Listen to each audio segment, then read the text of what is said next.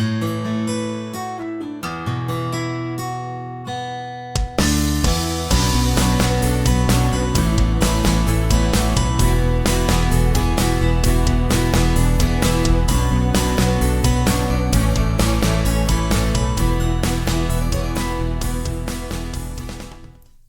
right, good morning, everybody. Welcome to Hot Joe and the Ranko Show. This is episode 8. It's January 24th, and out the weather window, it is overcast and not as cold as it has been, but it's a little yucky looking outside. So, on today's show, what does your group of friends look like? How do you measure success in your life? When is the perfect time to start living?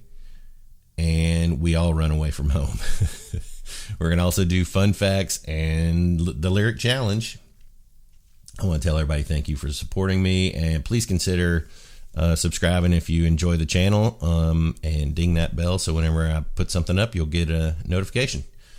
Let's talk about something extremely controversial, and I wasn't even sure I was going to bring it up because I don't like hitting people with super important things this early in the morning, but I'm drinking tea. It's not coffee, and it's delicious. So this morning we're having a little Irish breakfast tea. So I've got some honey in it. It's 100% pure black tea Irish breakfast. Twinings. It's very good. So for today we're drinking tea. Sorry everybody. Please don't unsubscribe. All right, so let's talk about what does your group of friends look like? Do you have a large group of friends? Do you have a small group of friends? Do you have no friends? What's your take on that? I consider myself very lucky and super rich in this category.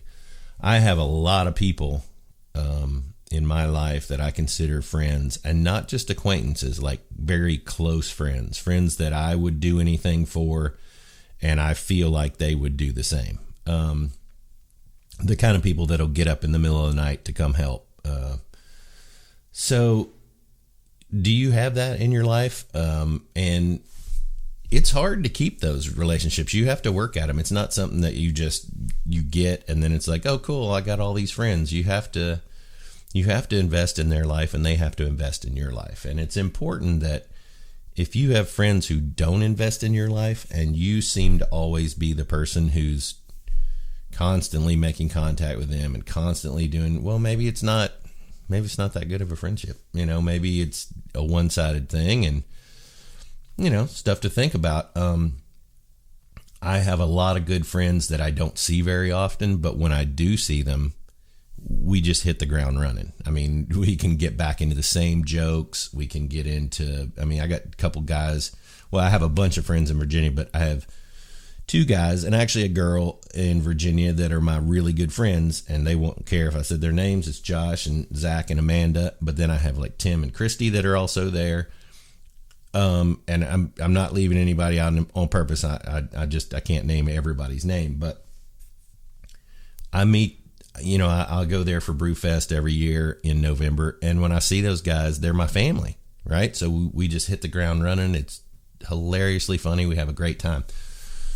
But I know those guys and gals would have my back if need be. Now they're all the way in Virginia. I got friends here in Tennessee that some I see all the time. Some are friends from elementary school.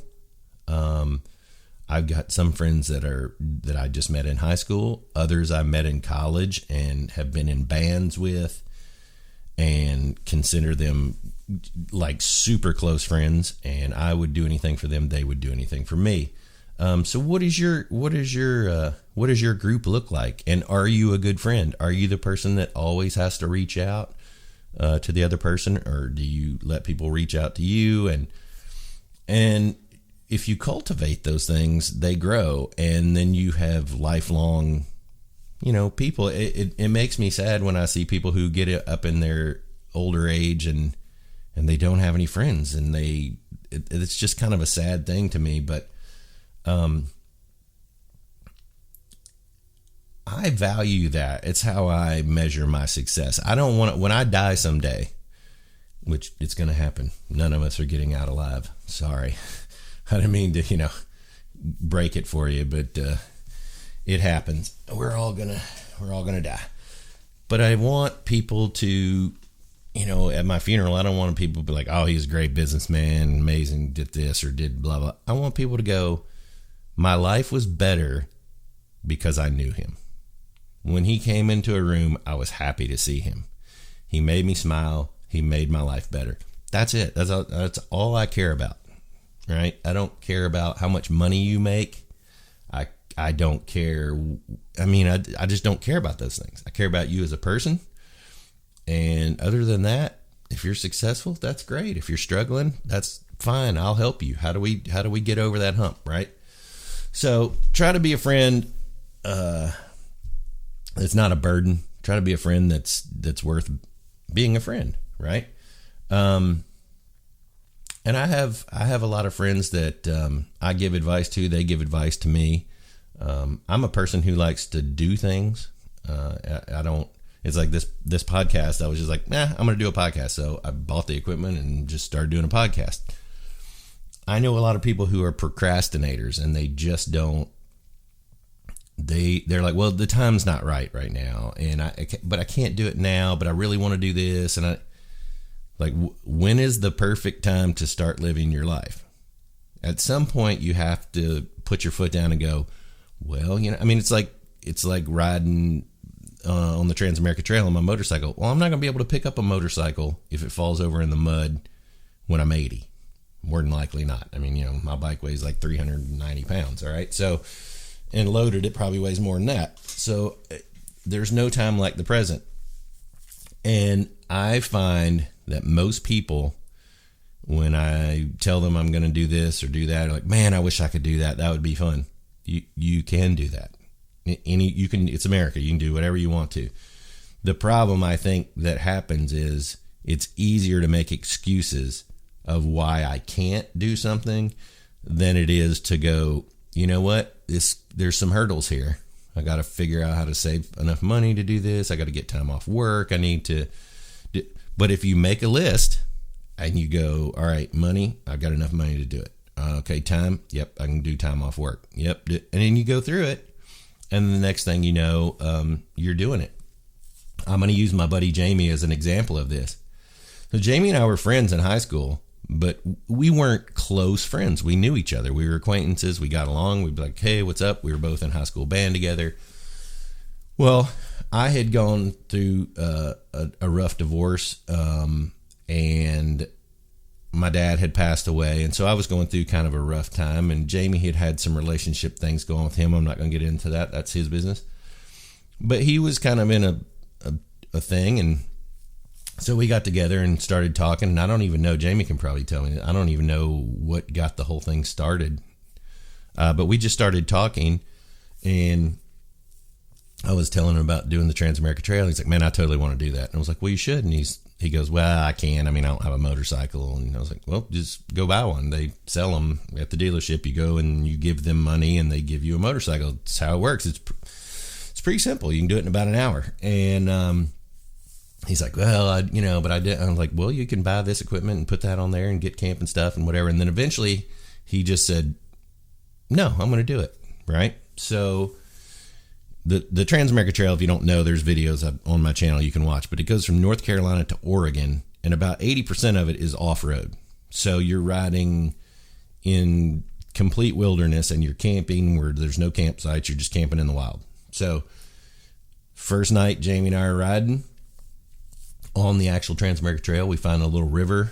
And I think we were either in the Natahale or the Cherokee Forest. I can't remember, but find the little river. We pull over there. We just set up our camp and we're doing it. And I remember sitting there with Jamie as it's starting to get dark, and he's like, dude, we're doing it. We're actually doing it. And I said, yeah, man, this is what. And so we had multiple days where we rode together and we had intercoms in our helmets so we could talk during the thing. We could joke. But it was just the best time. And it's a lifelong memory I'll never forget. And it brought Jamie and I closer as friends. And now we have a much closer friendship than we even did in high school. But had I not kept that connection, it's not all on me, him too. Like we both interacted and just kind of committed to, hey, this is a friendship. I mean, to take off on two motorcycles in the middle of nowhere where it's like, if something happens to me, Rankin has got to take care of me. And I'm saying the same thing about him. That's putting a lot of trust in somebody, because we were riding in areas where the only way you're getting out of there is a helicopter, right? So if I go down, Jamie is my lifeline and I'm his, vice versa. So that train's going by. I don't know if you can hear the train whistle, but try to cultivate friendships and just don't. I mean, I know I'm kind of going all over the place. I'm spitballing today because I just got tons of stuff flying around in my head. And I've talked to certain friends that say, well, I don't have any close friends. And then that kind of, it makes me sad, because things that I love the most in life is interacting with people and chatting and hooting it up. And, I like to make people laugh. I enjoy that. It's fun, right? So try to cultivate, if you haven't talked to a friend in a while, that you just, reach out to them, send them a text, give them a phone call, and just reconnect with them. It doesn't cost you anything but a little bit of time. And, if you invest time in people, that's your important asset, right? So I don't want to harp on it too much. I just want people to get along and not be buried in this stuff all the time, and get face to face with somebody. And if you go to lunch with one of your friends, leave your phone in the car, Or one thing I like to do is take your phones, stack everybody's phone in the middle of the table. Whoever picks up their phone first pays for the meal. Give it a whirl. All right. So, and this is just a little added note. I put a little note here in my show line thing here. So this is also something that, you get what you reap what you sow. Okay. So years back, I had got a staph infection on my leg, and it traveled up my leg through my knee, whatever. At one point they thought we were going to have to amputate my leg at the knee. So that was a scary thing. I spent 5 days in the hospital at Vanderbilt, and they got it all wrapped up, and I'm fine and still have my left leg. So that's a good thing. So in the neighborhood I was living in, I came home and I was kind of on the couch because I still wasn't able to really do anything. And I'm loaded up on antibiotics and everything else under the sun. And all of a sudden I hear noise in my front yard. This is the middle of summer. And I hobble to the window and I look out the window, and there's like 4 of my neighbors mowing my yard. 2 guys got push mowers, 2 guys got weed eaters, and they're mowing my yard. They didn't come up and knock on my door and say, hey man, we're going to mow your yard. We want credit for being great neighbors. No. And then my 94-year-old neighbor, he was supervising. So he's standing there pointing what to do. And I just teared up and started crying. I'm just like, are you kidding me?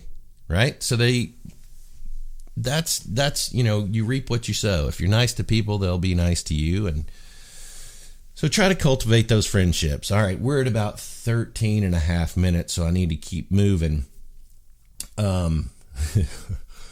So this is going to be, and so also it's cool to have friends. I'm just going to touch on this little part. My buddy Kevin and I were talking. It's good to have friends of all ages. So at my 50th surprise birthday party, and Kevin said something similar happened at his birthday party, that he had a whole range of people that showed up there from 20s to 70s or whatever. Same thing happened. My girlfriend threw a surprise birthday party for me, and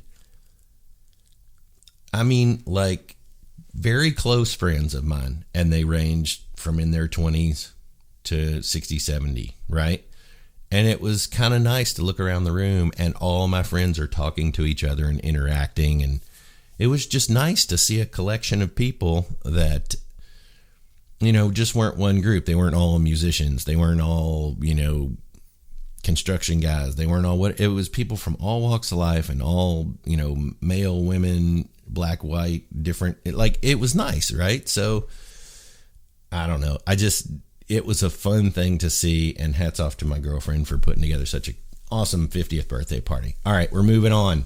So we all run away from home. So I was talking to my friend Dave yesterday at Brewhouse 100, which is my little watering hole. And It's awesome. Go there. And we were talking about, he was saying one time he ran away from home and he got on his bicycle and he said, yeah, I had like the real high bars and the little front tire, big back tire, sissy bar. And I said, no, I know the exact bike you're talking about.